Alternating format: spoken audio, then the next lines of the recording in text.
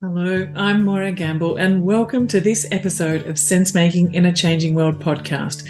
Join me each week in conversation with leading permaculture-related educators, thinkers, activists, authors, designers, and practitioners to explore the kind of thinking and action we need to navigate a positive and regenerative way forward, to myceliate possibilities and share ideas of what a thriving one planet way of life could look like.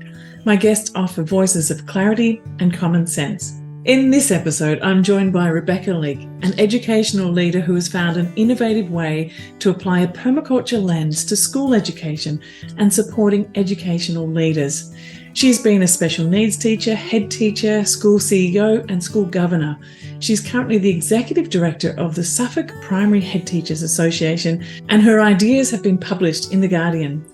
She's an educational systems thinker and innovator, and her practice as a permaculturalist informs much of what she does, and in particular, the principles of valuing diversity and the marginal.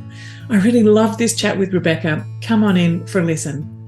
But let me begin first by acknowledging that I'm recording this episode from my hand-built solar-powered studio here on beautiful Gubbi Gubbi country. I'm surrounded here by my permaculture design gardens in a permaculture eco-village. The Sense Making in a Changing World podcast is a project of the Permaculture Education Institute. We teach permaculture design, teaching and livelihood skills online to people on 6 continents, who in turn localise and enrich it and find appropriate ways to apply the planet care ethics of earth care, people care and fair share wherever they are. Before we jump in, I'd love to invite you to subscribe to Sense Making in a Changing World podcast on your favourite app and to share it freely. And also leave us a 5-star review and a lovely comment, because it honestly really does help the little bots find this podcast. Alrighty, well, let's turn to this great chat with Rebecca Leek. Permaculture informs your practice. And the conversation that we're going to open up here today is really about how do you permaculture education, rather than what is permaculture education or what is the kind of permaculture gardening in schools. It's how do you permaculture the education system. So welcome so much to the show, Rebecca. Thank you. Thanks so much for having me. I'd like to begin of asking you that sort of introductory question of how did permaculture meander its way into your life and work? I've always been a bit of a grower, which I maybe you don't notice patterns in your life, and then you look back and you notice them. And my dad always had an allotment, and he would grow food. And he was a GP, so he was a doctor, and he used to help with the ladies' allotment next to hers, and that kind of work, little edge bit of our little subculture in our life was always there. And then when I was at university, I went to Oxford, and I don't know how common it is at universities, but I was quite unusual in, first of all, I had a boyfriend who had an allotment, and I just loved it so much. And then I got one in my final year. That's always been an undercurrent. I think I've also always sought a kind of a spiritual side to things, and I realised I was a Quaker in my late 20s. The importance of just having a sit and a listen and a wait. And I think those two things combined have then meant that whenever I came across anything permaculture related, it all makes complete sense. Eventually moved to a permaculture design farm. Almost by chance, we let the currents take us over here in the east of England. And that's when I really married together the professional life that I was developing as a teacher with gardening and food production and business, and kind of tying it all together. And it all started making a lot of sense and speaking to each other. So, yeah. It's interesting, isn't it, how the simple idea of an allotment can run so deeply in our veins that it manifests things. It's like this fertile ground, isn't it? It's not just about a little plot to grow vegetables. It's a plot to grow awareness, to grow community. Before we dive into education, how is the allotment movement in the UK these days? Have you got much connection with it? Is there more growing, or is how's it happening? I see lots of allotments, and there are them around, and you see people desperate to get one, and so there must be some demand. My brother has one. He lives in Maidstone in Kent, which is quite a built up town, and he really cherishes his. What's, I think, really hard is people that want to go a little bit larger scale. And what's really difficult is getting yourself an acre. That's really tough. So, but there does seem to be quite good protection. They're definitely alive and kicking, allotments from my experience. Yeah, that's fantastic. It's rapidly growing here in Australia. I know that we're being deeply inspired. When I first started the City Farm in Brisbane, it was the first one in Australia, well, that part of Queensland. There was a couple of others in Australia, but we were definitely looking to actually what was going on in the UK, because there was already a flourishing urban agriculture movement there before it came to Australia. So yeah, I think there are very little tiny micro pockets of urban agriculture here. I live in a little flat. We have a big bit of land, but we also have a little flat, and my flat has astroturf on its left. That's green all year round, isn't it? Yeah, and it's gradually repopulated. I've now got a worm bin out there, which is causing great consternation, I think, with my neighbours. And because I rent it, I'm not really supposed to remove the astroturf, so I'm going to gradually have to kind of destroy it in some form. But there we are. Let's head across into the world of education. Could you just describe a little bit about where you are in the world of education? Because you've been a teacher, a head teacher. Where are you now? Where's your place of working in the education system? I haven't had a particularly conventional pathway. I've always done a few things at the same time, and so did kind of community arts projects with music alongside developing as a classroom teacher. So I've taught, by virtue of being a woman dipping in and out of maternity and having to duck and dive a bit, Latin and English in secondary schools and psychology, and then, primary school classroom teacher, art and music and that kind of thing, as well as standard everything. And then I was handed the SENCO role, which is what we have in this country, which is Special Educational Needs Coordinator. It was just so wonderful to be responsible for the most remarkable humans in the classrooms. It kind of opened up my eyes, really, to diversity, the strength of difference, how much attention we need to pay to those unusual humans that are telling us so much that many of us don't even notice. They're the ones that notice all the things. And also you end up having to be a system thinker, because you're within a school that's having to run everyday lessons for the middle group of children, and you're suddenly having to be kind of innovative and go, how can I make all these classrooms work just for this one or that one or this one or that one?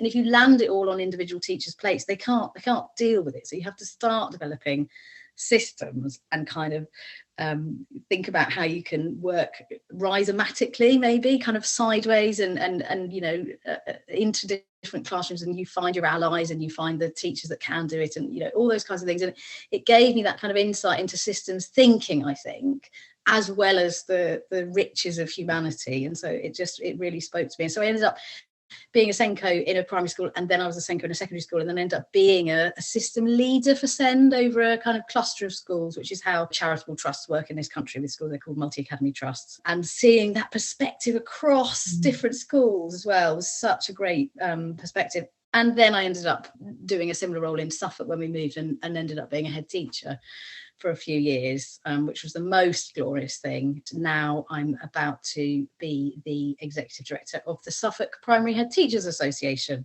an enriching organisation that's there to support head teachers who have such a difficult but brilliant job. So how many schools in that region that you're...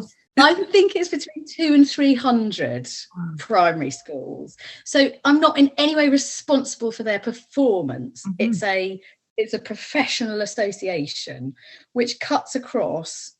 We've got quite a disjointed education sector in this country, where we've got schools that are still under the control of the local authority. I could go on forever. Or there's schools that have become part of independent trusts.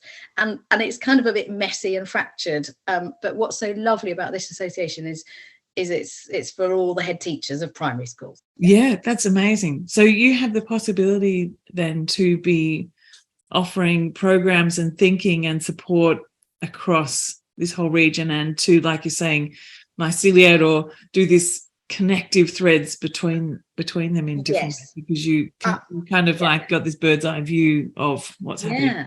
Yeah. And I was kind of asked in my well, it wasn't really an interview because it's a freelance job actually. So, you know, I was asked when we were talking about the role with the committee, you know, what do you think you'll do? I said, well, I have to do lots of listening, won't I? Have to do lots of observing and listening and finding out, because everything changes so quickly as well. And we've come out of COVID, and what the organisation did before is not necessarily what the organisation now needs to be doing. But what is really needed is support for head teachers. It's a really in this country, you know, it's very, very hard leading a school. There's the stakes of getting something wrong are so high that it makes we get very stressed in the education sector when some statutory policy is changed, and no wonder everyone gets very stressed about it and then almost overcomplicates it, because if you get it wrong in an inspection, then it's really high stakes. So yeah, helping with all that. Given all of that and what you know with permaculture, how are you conceptualizing this idea of permaculture in education? How do you permaculture an education system, and how does permaculture thinking support you in this role? So one very topical example at the moment, I wrote an article about being edgy, if you like, with the way that you look at your behaviour systems within your school that you're a head of. I mean, I have to be careful because I don't like to criticise head teachers and approaches, because there are often reasons why things are there, and we will all know as permaculturists, you don't change everything all at once. So if there's something that's there that is maybe a bit old school or not necessarily perfect, it may be because they're doing something else first and then they'll get onto that. So you get behaviour systems in schools, don't you, which are the, you know, good to be green behaviour system. So if the child is good, they put their name on the green bit, and if they get something wrong, they go on the amber bit, and if they're really bad, they go in the red. And if you know about trauma-informed practice, and if you know about ADHD and the way that that kind of public, even if it's quietly done, it has such sharp talons, is what I say, for some particular children. And they're often the children that need the behaviour support, rather than the 85% who don't need any of this system at all. And so it was an article that was saying, well, if your system is actually only serving the middle group that don't need the system, well, then it's a useless system. Whereas if you think about your behaviour systems, go, well, who's it for? Well, then let's start with designing it around those children. And you'll probably find that all the silly putting bits of paper in pockets on the side of the classroom is just a complete waste. And concentrate on getting it right for the outliers, for want of a better word. And it all sounds incredibly obvious when you say it, but it is using that. Well, it's valuing the marginal. It's saying, you know, they're the ones that are telling me what I need to think about. I'm going to start with them, build my system around them.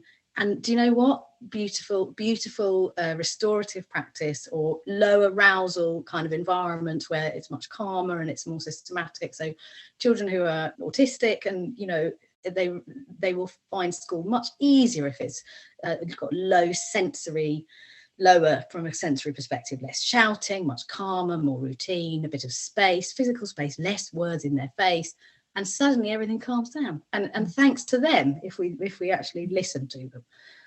So that's one example, I think, of how it can work really well. That's good for everyone then, you know. Yeah, and then yeah, and then everyone benefits, which is often what happens. Is good SEND practice. If you start thinking about that, you know, dyslexia, friendly ways of teaching, not having so much text on the screen, not asking people to look up and down from a slide up to a PowerPoint and back down again.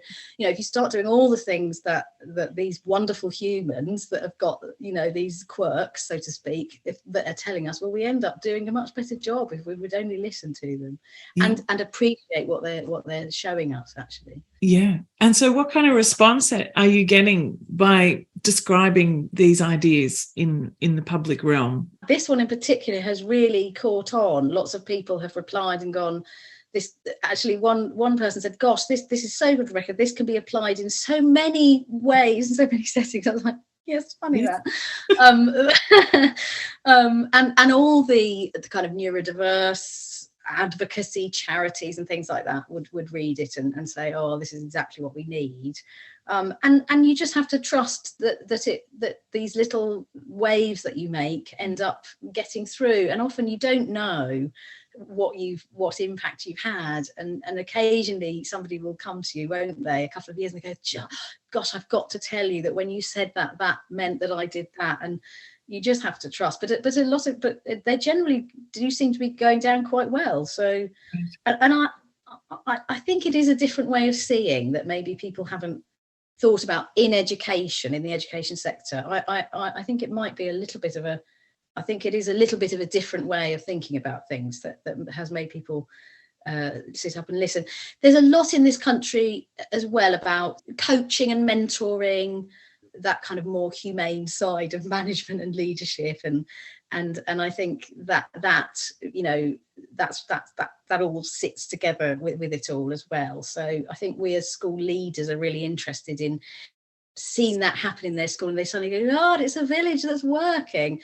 That makes sense to lots of people as well when we talk about that, and there is that already, I think, in the more forward-thinking corners of education. I think definitely, yeah. Taking these ideas and these perspectives and understanding schools and teachers, well, I know from here in Australia, already feel the pressure of so many different things to conform to. They've got all their, their KPIs, they've got all their targets. Where's the edge between this, a new approach of thinking and the kind of structure? Where does the change happen? Where do you start to open up the possibility for new possibilities as a leader in this space? I mean, I've seen it happen as a head teacher, because you get time, you have to go through a couple of years of cycle. And so when I stepped in at a school, about a year later, I gave a talk actually on by nurturing them, not breaking them, because there has been a bit, you step into a school and you think, oh, this has got to be all redone, and I'm right, that's it, I'm going to try and get rid of this member of staff and that member of staff, and it all goes a bit ridiculous and maverick, rather going, well, let's give it 6 months and observe and build relationships. And I called it the green manure phase. Actually, you do a few little things, because I think that's what's so lovely about green manure, isn't it? Is that you actually see some life, even though it might not give you your dinner. It's incredibly heartening in that you get given some land that is not going to do much and it looks a bit miserable, and so you just give it something and you go, oh look, it's alive, it is alive. And so you just do a few little bits and bobs and you see these little green shoots, you go, right, I've got this now. Once you've spent that time, and really what that really means is building those relations, building lots of relationships with staff and families, and listening to the children and helping, rolling your sleeves up, finding the music player for the Halloween party, and then seeing you're there and you're really interested in that community growing, and that everyone has a place around your table, so to speak, as a head teacher. And then once you've got that, well, then you have a platform, and then you start talking, and then you don't do everything at once. You do some things. And you change some things. And I think a really powerful thing for people to see is systems that work. So, for example, if there are meetings that happen, and this is a no waste thing, because there are so many meetings that are such a waste of time. And so, you have your, well, got to have a Tuesday meeting and a Thursday meeting, and this one is an hour and a half and that one's 2 hours, and everyone sits around and it's a book look meeting, and so all these piles of books come in and we all look at the children's books and kind of decide something or other and write it down on a piece of paper, and just going, hold on a minute, why are we doing this? There may be a tiny reason why you're doing it. You go, right, well, should we just make sure we're doing that bit then, and we'll just get rid of everything else. And so I'm not saying all this is a permaculture thing, so maybe I should a bit more, just putting into practice those principles that say, well, where's the waste here in this system, and how can I get rid of the waste and really get back to what's really needed, so that we're trying to make a healthy thing happen. And I don't want to say there's a lot of waste in schools, because the government say that's a bit from a and it gives them a reason to not finance us properly. So I'm not saying there's loads of waste, so to speak, but I think it's more about that kind of stacking function. We can get more out of things that we do. There certainly isn't lots of money, but there's a lot of kind of faff and extra layers, and you were talking about your teachers and KPIs and ticking them all off, etc., and sometimes just going, do we have to do this or do we not have to do this? And that can be really transformative. I'm connecting what you're saying now with what you were saying before about time, because if you're doing that no waste strategy and stacking functions, and then it opens up that space. That's where new possibilities can emerge from, where that new lifing can happen, where those pioneer species can start to find root because there's enough space and light for them to actually grow. That's exactly it. So I'm a bit, I will always, whenever I start anywhere or advise anyone, is how do you cluster your emails? So one example is there's an email on a Thursday, and if it can wait till the Thursday email, it's going on the Thursday email. And as you say, as the workload starts becoming more sensible and purposeful, then you start seeing teachers that go, actually, I can run a drama club. And, oh, Rebecca, I was wondering if, whereas before there's overwhelm. Yeah. And then suddenly they go, oh, no, well, I don't need to worry about that because I've done the Google form and it's just happened. So now I can actually get on with the fun. It is that, definitely. And I heard you say before that you were originally trained in music and did community arts. The thing you just mentioned, arts, my mind went there, and I'd love to hear about how community arts and education and permaculture could all combine. Yeah, I don't know is the answer to that, because it's quite a long time ago for me. So I went to music school and did, I went on a bit of a route of I'm a capable musician at the age of 13 and did my grade 8 and all that kind of thing. And you end up being swept into that. Because you get into an orchestra and they say, oh, you're a flute player, and you just kind of do what you're told. From a temperament perspective, I don't think it was particularly the right thing for me. But when I left the Guildhall, so I did a master's at the Guildhall in kind of community music, really, which involved a bit of composition, a bit of performance and collaborating with, the drama students and doing some on-stage music with drama production, that kind of cross arts thing. And so then when I was living in a place called Letchworth, which is quite an interesting town, it was a garden city, I kind of ended up with a community interest company that had an art gallery, and we would have an artist residency every month, and they would get a wall that they would have to kind of do something cool with, as well as having an exhibition of their work. But it was also a cafe so that we could pay the rent. And then in the evenings, it would have things like Folky Schmokey was one of the evenings where people would come and like jam and play folk music, and it was used as a little bit of a venue sometimes. So it was a bit of a interstitial point, if you like, of crossover of creatives. We had creatives breakfast. That was good fun. People would come who were maybe setting up a new business or in the arts, and a writer or a choreographer or something like that, and we'd have a breakfast. And some of those conversations, you don't know where they went, but you knew that there were some fireworks really somewhere, little fizzers that would go off, and then some things would grow out of it. And using the outdoor space, I really learned about that, because we had a tiny gallery. We did move to a bigger space. We had a really tiny one, but we were on this little pedestrianised street with cherry trees outside. And the kind of what we had to do creatively to have kind of little art festivals. We did one with there's a book called Rabbitiness by Joe Empson, which is a beautiful book about losing somebody actually in grief. And there's the artwork in it, these like didgeridoos actually, and painted trees, and it's all very splashy paint and music and everything. And we wrapped the trees in paper, and the children over the day painted the trees. So yeah, I kind of did all that too. So that kind of creative cross fertilization of people that want to create something beautiful just for the sake of it. So it was very enriching. Yeah.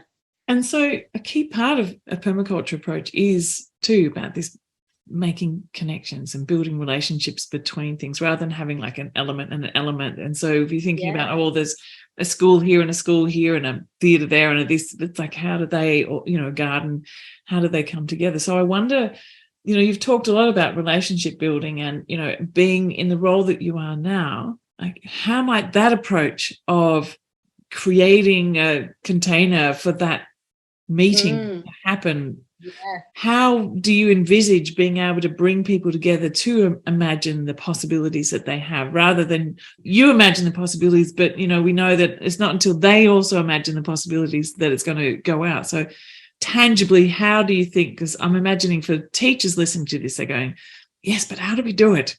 What do we do? What do we do, Yeah. Rebecca? I do have some ideas, but I haven't quite started the job yet. So, but one of the things that's fantastic about Suffolk, and I will say this because I'm a trustee, but that it is a brilliant organisation, is the Suffolk Libraries. And Suffolk Libraries is not run by the local authority like a lot of our library models. So what happened 10 years ago is that there was a bit of a question over the future of the libraries, and a group of very pioneering people said, well, what we'll do is we'll set up a charitable company and we will commission the local authority. So we will take your money that is maybe not enough, but we'll do our best with it and run the library service. And that was 10 years ago, and it's been incredibly successful, and I'm very privileged to be a trustee. And so one potential is that there are 40 odd libraries across Suffolk. There are 250 primary schools. I've made both those numbers up slightly, but they're roughly speaking. And to create partnerships between genuine partnerships. So there's kind of, links and maybes and everything, but genuinely make connections between these libraries they're such an amazing resource, and they're very intergenerational as well. Libraries already, some arts, lovely arts projects, and they're starting to use their outdoor spaces as well in the libraries. And one of them, permaculture, designed actually in Stowmarket. So if you're near Stowmarket in Suffolk, it's definitely worth a visit with art. And that was a big collaborative project with artists as well. And then that really feeds into a healthy community. The libraries genuinely support healthy community in their towns and their little hubs that they put up. And so if the primary schools, or if a couple of primary schools were kind of twinned, or genuinely there was a partnership in arts or outdoor growing partnership, which then became intergenerational, as well, I think something like that would be so exciting. And the other thing is that all schools are different, and they have different things in their locality. So the school where I was head teacher, over the road, so lucky, there was a bowls club, and there was the most incredibly beautiful town park called Holywells Park, with mature trees and water and everything. Absolutely amazing. I think one of the projects might real genuine community connection between what's so alive right there on the edge of the school, and just helping facilitate. I am certainly not going to be in a position to tell head teachers what to do or what to do with their school, but to highlight and entangle is a word that keeps coming back to me at the moment, is kind of facilitate some entanglement on their edges, who are their neighbours and what's right there. And I think there's huge potential, and often we find people go, oh, I know, let's make a community hub, and there's already one. So there's the library already. So it's having that local knowledge and really being on top of that and making sure I'm connected and know what's going on, to then go, do you know what, you just need to connect with them, and then off we go. I would hope, anyway. I'm in a hopeful phase of that one. Yeah, that's so wonderful. And I think exactly what you're saying too is that it being extremely localized, that by being observant and connecting with what's in place, that there's not a one size fits all, I guess, is what I'm trying to say. That it is about being deeply connected and observant about what's going on around you. And I love how you describe that with that, what's alive? Where is that aliveness in and around where you are, and how do you nurture and feed and compost that entanglement in a way that it does keep growing new sprouts and keep composting itself, becoming a self-composting system. And once the community is engaged with the school, and that there's faith, when the faith is there from the parents, then that's when health really, the school becomes really healthy, and it then becomes self-generating. So the school that I was the head of, I really wanted somebody to be trained in forest schools, and because of, for lots of reasons, not just me, there were other individuals and people that came to me, but because of the relationships and the openness to professional development that had developed as a culture, they came to me and they said, I'd really like to train as a forest school teacher. And it's like, there's an opportunity.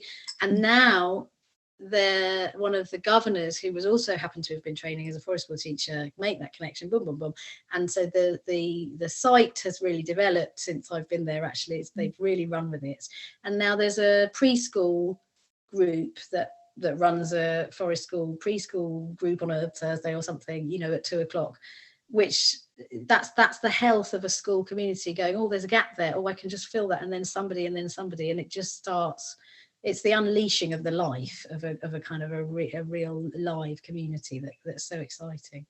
Yeah. So it sounds, there are some core principles and practices that can support the work that you're doing. And I wonder, will you be doing sort of like professional development, eco-literacy thinking, permaculture thinking, systems thinking with the teachers, or is it just kind of like dropping little seeds here and there? Well, if they'll have me and if they'll listen, then yes, I would love to. I've got a little book on the boil, possibly called something like Permaculture Unmuddied, which is about using almost disapplied kind of going back to the real principles of permaculture and seeing how it can inform organizational leadership and community development, probably for head teachers. So maybe someone will read that. Maybe I'll write it, maybe someone will read it. But yes, I mean, I already speak at some conferences and it always crops up. Governance, because we've got whole governance around schools, and when do you check and when do you leave it, and that kind of thing is another really interesting one. So yes, I'm in a bit of a limbo state because I don't quite know what I'll be able to do. But if anyone ever wants me, then I'll always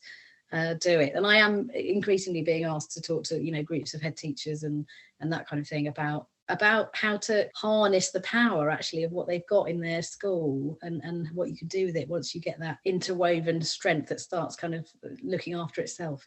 Can be very exciting. I think one of the things is if you I would say to anyone listening to this that I think is really important. It will depend on where you live on the planet, but certainly here we're very seasonal. Just in my communications with my parents and my teachers and things, I'm always talking about the seasons with the children. It's the solstice. What's the equinox? Look what's growing. Look how the trees have changed. And I just think that's the smallest thing you can do that can have a massive impact, that people actually start noticing, because people don't notice trees. People just don't notice. They don't notice. They just be saying, there's a tree outside your school. They'll be like, is there?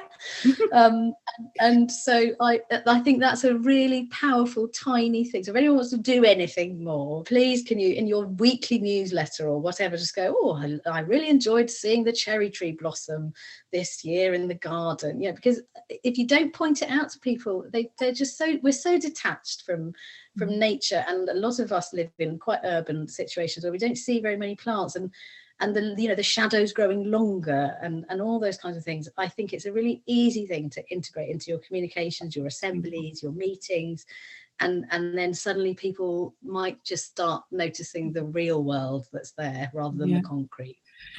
I'm glad you said that, because I was just about to ask you that if you're a teacher within these school systems and you're bursting with energy to do something, like how would you find your way to speak out to your school community? Or if you're a head teacher and you're wanting to start to apply this, I mean, just what you said then is that perfect place to start, in the noticing and in the communication of that noticing, and in also bringing back that concept of time and planting seed by seed, not trying to, like you said, do sweeping changes and say, I've got a much better idea than how this system's working. That's just going to bring up the walls straight away, isn't it? It's about planting seeds in the different cracks and finding the spaces and calming down the system so that you can actually allow a new system to grow out of that. And you've answered all of that along the way. And I just thought, I wonder if there's any sort of final kind of thoughts that you can offer to teachers or to head teachers about how to move forward with this if they don't have a Rebecca at their side to help push them along. Well, in a school, on the noticing is you must walk around it all the time, and you must. I don't like telling people what they must do. Actually, I always don't like doing that. But anyway, but in terms of a strong recommendation is walk around the school all the time and talk to the people that you instinctively don't want to have a conversation with. So if in the playground you just naturally go, oh, there's a parent that I could have a nice chat with, obviously say hello to them, but check yourself and talk to somebody else, because otherwise you're going to miss out. And the same with the children. I noticed we did a project around girls and boys and stereotyping and gendering and all around that. And we all had to, and I did it too with the staff. And we all had to make it's kind of action research in education, but, make a commitment to make a change that looks like it's kind of evidence informed from some of the literature or some research that's happened. And my one was to talk to the boys more.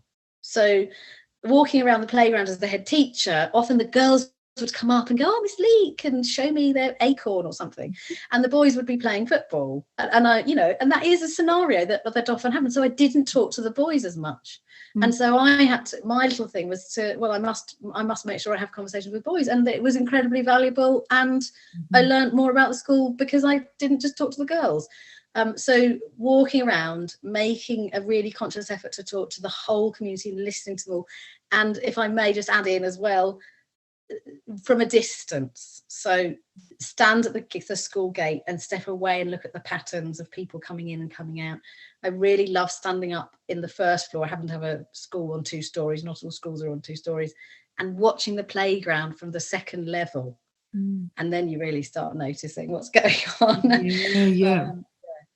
So looking and engaging with everyone. I mean, and what I would say to teachers as well, or people who are leaders or early leaders, or for want of a better expression, early career, is trust me, everyone has a value. You might not know what it is, but everyone on your team will be incredibly important. And you just sometimes don't know it yet. So make sure you connect with everyone. There was an LSA at one of my schools, and she maybe wasn't that great at spelling, and she wasn't that great at forming articulate sentences, let's say. And so people weren't necessarily supportive of her being an LSA. What they didn't know is that she was the LSA that would often reply to my whole staff emails, and would often say, "Thank you so much for your email. It's really made a difference to my day." Or I really understood what you said there. Thank you. And so what they don't know is, as a head teacher, I needed her. I really needed her. And yes, she did need to make sure that she spelt things correctly if she was helping some children spell. And that's something that we can work on. But I needed her because she gave me a bit of feedback that I needed. And so there's a reason for everyone. And the qualities and the value of everyone. Yeah. And building the relationship. Well, I certainly hope that you write this book that's on the boil, Unmuddied. Okay. Absolutely necessary, because, not only for schools and head teachers, but this approach of taking the way of thinking of the permaculture way of thinking and applying it as a lens to whatever context that you're in. And so being able to conceptually, in a way, decouple it from the gardening to seeing it as this systems view of life, I think is really absolutely critical. So please do it. Okay. Well, thank you so much for joining me today, Rebecca. I wish you all the best in your new role, rippling out that and planting lots of seeds, myceliating these ideas and connecting people in ways that they never knew possible before. I'm very excited. It's January, so this is a kind of bubbling phase. So we shall see. Thank you for tuning in to this episode of Sense Making in a Changing World, a podcast of the Permaculture Education Institute. Check out the show notes below to find the link to Rebecca Leek, and also check out the notes for where to find details of all of our permaculture courses, our YouTube blog, free masterclasses and film clubs, and make sure you signed up to hear news and updates. And come and join us here at the Permaculture Education Institute to learn practical skills for designing and teaching permaculture and making a good livelihood while living a permaculture-inspired, one planet way of life. Take care. I look forward to your company again next time.